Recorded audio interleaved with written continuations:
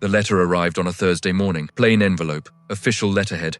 The name of a bank she had never heard of printed in dark blue across the top. 74-year-old Agnes Pruitt almost threw it away. She received letters like this sometimes. Offers for credit cards she didn't want. Insurance policies she didn't need. Things addressed to her late husband that no one had updated in the 7 years since he passed. But something made her open it, and what she read inside stopped her completely. The letter informed her that she was the sole beneficiary of an account held in her name at a private bank in Charleston, South Carolina. The balance of that account was $1,247,000. Agnes had never opened a bank account in Charleston. Agnes had never been to Charleston. Agnes had never, in 74 years of careful, modest living, had more than $9,000 to her name at any one time. So whose money was this, and why was her name on it? Stay with me, because the answer took everything Agnes thought she knew about her life and turned it completely upside down. Agnes Pruitt had lived in the same house in Milford, Kentucky for 41 years, a small white house on Creedmoor Lane with a porch she swept every morning,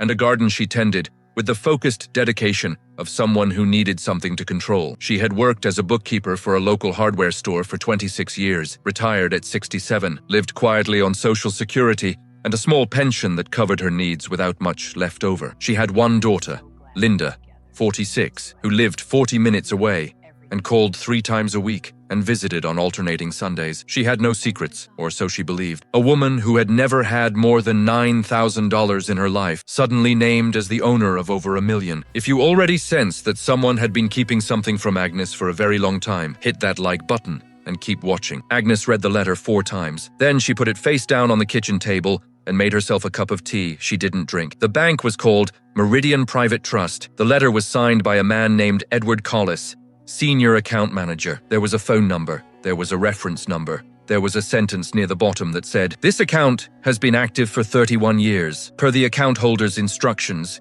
you were to be notified only upon the death of the primary account holder." Agnes read that sentence twice. Primary account holder. Someone else had opened this account. Someone else had been depositing money into it for 31 years, and that person was now dead. She picked up the phone. Edward Collis answered on the second ring. He was professional. Careful. The kind of careful that suggested he had made this call or received it before and knew how these conversations went. He confirmed the balance. He confirmed her name on the account. He confirmed that the account had been opened 31 years ago. By whom? Agnes asked. A pause. The primary account holder, Collis said, was a Mr. Thomas William Pruitt. Agnes set her teacup down very slowly. Thomas William Pruitt, her husband, who had been dead for 7 years, who had, as far as Agnes had known in 38 years of marriage, worked as a regional sales manager for a manufacturing company and earned a comfortable but entirely unremarkable salary, who had never mentioned a private bank account in Charleston, who had never mentioned $1,247,000. "I don't understand," Agnes said. "I know," Collis said quietly. "That's why we're here." Her husband of 38 years had been secretly depositing money into a private account for 31 years, nearly their entire marriage, and Agnes had no idea. Subscribe now, because what she found when she started digging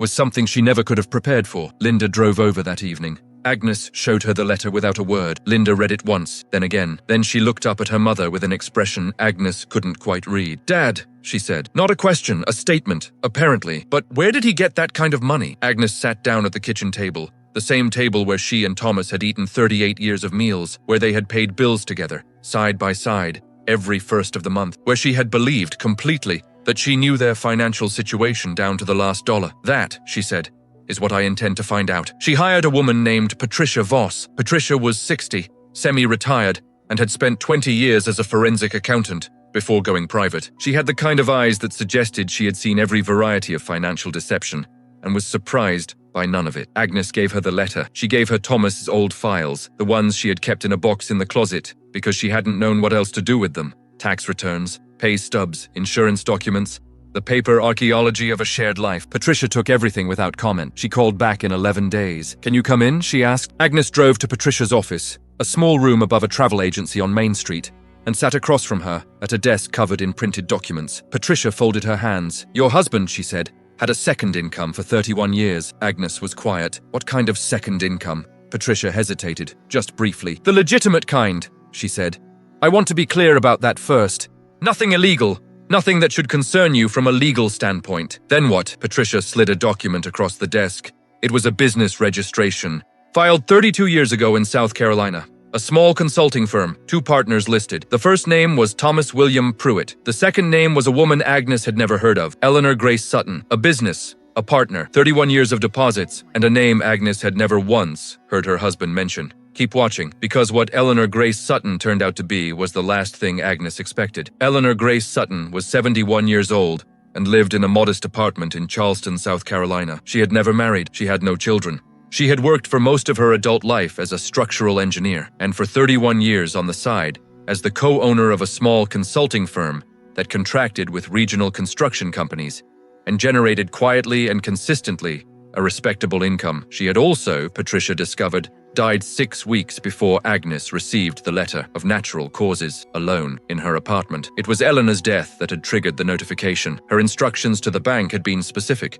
Upon my death, notify Agnes Pruitt. Agnes flew to Charleston on a Tuesday. She didn't tell Linda until she was already at the airport. Eleanor's lawyer was a small, precise man named Howard Gaines, who met Agnes at his office and offered her water she didn't want, and looked at her with the expression of someone who had been waiting for this meeting for a long time. He handed her a sealed envelope. Her name was written on the front in handwriting she didn't recognize. She asked me to give you this, he said. She said you would have questions. She said the letter would answer most of them. Agnes opened it. It was 4 pages, handwritten, dated 3 months before Eleanor's death. She read it there in Howard Gaines's office, while he quietly excused himself and closed the door behind him. Eleanor and Thomas had met in 1974, before Agnes, before the marriage, before Milford, Kentucky and Creedmoor Lane, and 38 years of shared meals at a kitchen table. And then Thomas had been offered a position in Kentucky, and Eleanor had been offered a position in South Carolina. And the distance had done what distance does. They had ended things honestly, no betrayal, no deception, simply 2 people choosing different directions. Thomas had met Agnes the following year. He had never spoken about Eleanor again, but he had never entirely let go,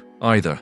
Not of the friendship, not of the history, not of the quiet guilt of having once loved someone, and then simply moved away. 10 years into his marriage to Agnes, he had reached out. Eleanor had answered, not romantically. That door, she wrote, was long closed, and neither of them had any interest in reopening it, but as friends, as people who shared a history and trusted each other completely. The consulting firm had been Eleanor's idea, a way to build something together, legitimately, professionally, without deception. Thomas contributed expertise, Eleanor contributed the infrastructure. The income was real, the work was real, and every dollar Thomas's share generated went into the account for Agnes. Eleanor's letter explained why. He felt guilty, she wrote, not about us. There was nothing to feel guilty about. He felt guilty because he had kept a friendship from you. He thought in the beginning that it would be easier not to explain, and then time passed, and explaining became harder, and the money had grown, and he didn't know how to say, I have been friends with a woman I once loved, and we built something together, and all of it was always meant for you. He was going to tell you. He told me that many times. He was waiting for the right moment. He ran out of moments. I kept the account because he asked me to, before he died. He made me promise that you would receive it. He said, she deserves to know that everything I built thinking of her. I am sorry for the confusion this has caused. I am sorry he didn't find the words in time, but I want you to know, from someone who knew him before you, and watched him choose you every day for 38 years, that you were never in competition with a ghost. You won, Agnes. You always won. Eleanor Agnes sat in Howard Gaines's office for a long time after she finished reading. When he came back in, she was looking out the window at the Charleston street below. Are you all right? He asked. Agnes folded the letter carefully. I think so, she said. She wasn't entirely sure, but she thought on balance, thinking of 38 years of meals and bills paid together, and a garden on Creedmoor Lane, and a husband who had in his imperfect and overly complicated way been trying to take care of her all along. She thought that she probably was. She told Linda everything that evening, over the phone, sitting on the small bed in her Charleston hotel room. Linda was quiet for a long time. Then she said, he should have told you. Yes, Agnes agreed, but he was trying to do right by you, in his way. Another pause. What are you going to do with the money? Agnes looked out the hotel window at the Charleston harbor, dark and quiet under a November sky. Something useful, she said. She paused, and something that would have made him smile. She endowed a scholarship at the local community college the following year, in the name of Thomas William Pruitt, for students studying accounting. She figured he would have appreciated the precision of that.